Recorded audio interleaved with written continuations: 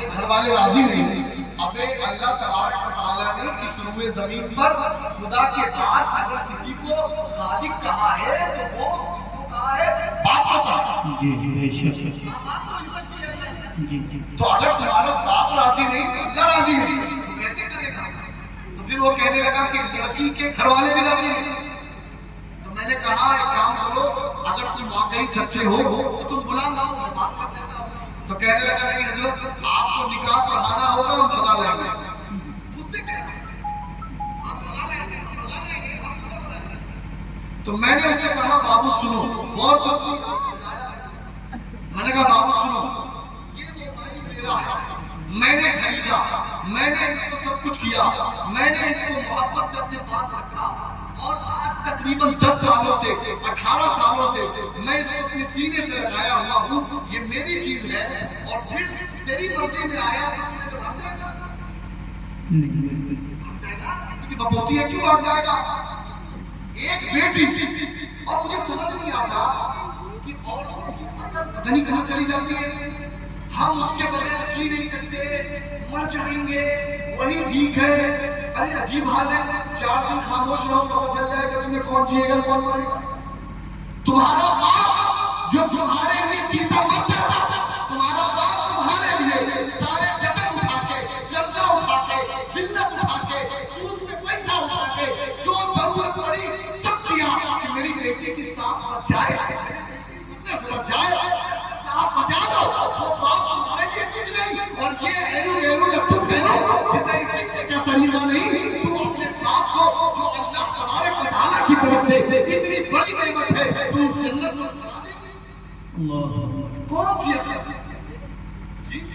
تو میں بیان کر رہا ہوں, سارے لوگوں کا حال ہے اپنے اپنے گھر میں سب نے پتھر مار کے رکھے ہوئے ہیں. اے میرے عزیزوں, اپنے گھر کو بچاؤ. آپ کے نبی کے آنے کا جو مقصد ہے, اپنے نبی کے آنے کا مقصد سمجھیے, ان جلسوں کا مقصد سمجھیے. بہرحال میں بیان کر رہا تھا کہ میرے نبی علیہ الصلوۃ والسلام آپ ایسے سخت آزمائش, کھانا پینا سب بند ہے.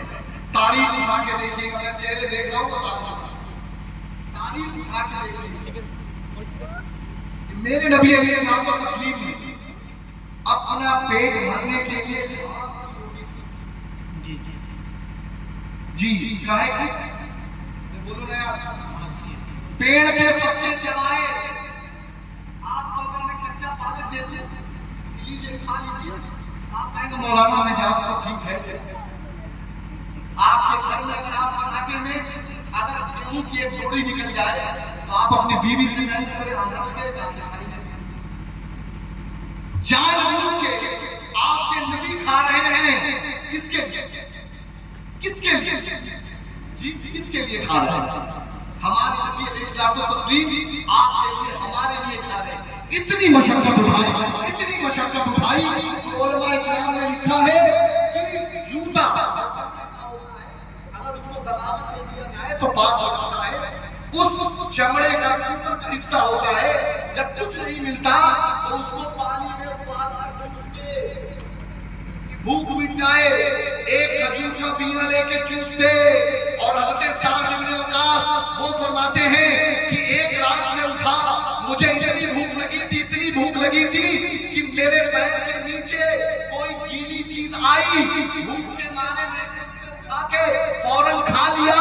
اللہ کی قسم مجھے آج تک نہیں معلوم کہ میں نے حرام کھایا کہ حلال کھایا. اتنی بھوک. میرے نبی نے 2 پتھر پیٹ میں باندھے.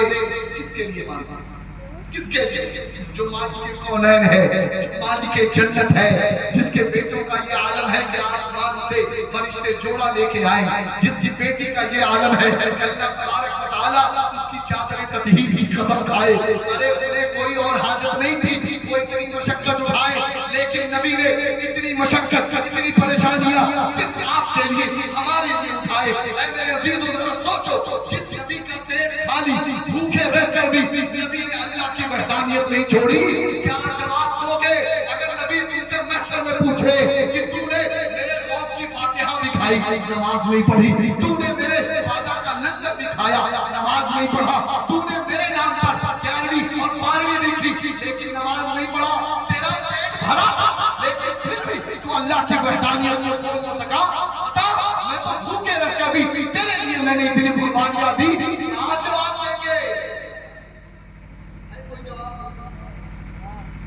لحاظ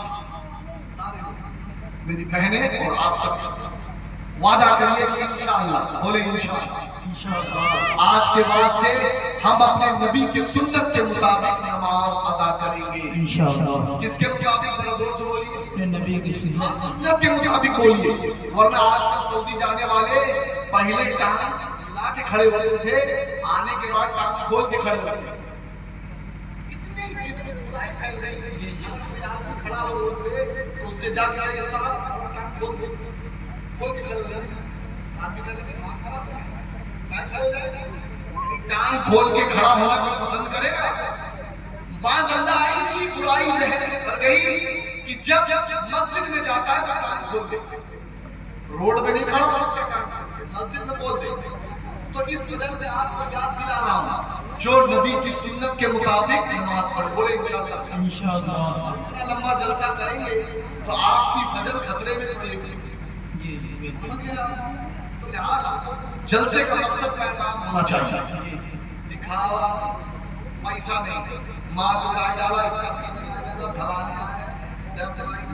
سب سے ڈالا اور پتہ چلا کہ ان کا فلائٹ بھی آ گیا، ان کی وہ بھی ہو گئی، مال لگانا کرنا یہاں تک گھس گیا اور پتہ چلا چار گھنٹے نمازی بھی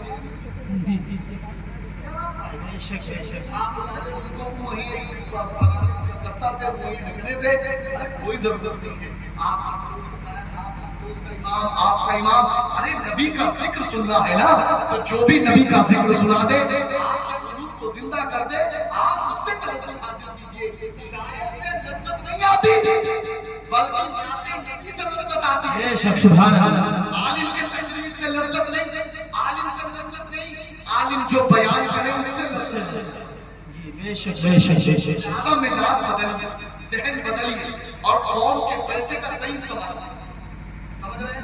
اتنا بڑا ادارہ ہے، اگر آپ ایسے کنٹریبیوٹ کر کے اگر اپنے لیے کالج کھول سکیں، بچوں کے لیے اسکول کھول سکیں، ہاسپٹل کھول سکیں، خاص طور سے آپ بلڈ بینک بنائیں جہاں پہ ضرورت پڑنے پہ مسلمانوں کے لیے خون کا انتظام ہو سکے، تو کچھ ایسے رفائی کام کیجئے اور اپنے کے نام کو اس کو وقف کیجئے، تو جناب والا یہ آپ کو اور آنے والے نسلوں کو سب کو کامیاب کریں گے۔ مجھے امید ہے کہ بات سمجھ میں آئی ہوگی، اگر کسی کو میری بات بری لگی ہو تو معاف فرمائے۔ وآخر دعوانا الحمدللہ رب العالمین۔ السلام علیکم ورحمۃ اللہ۔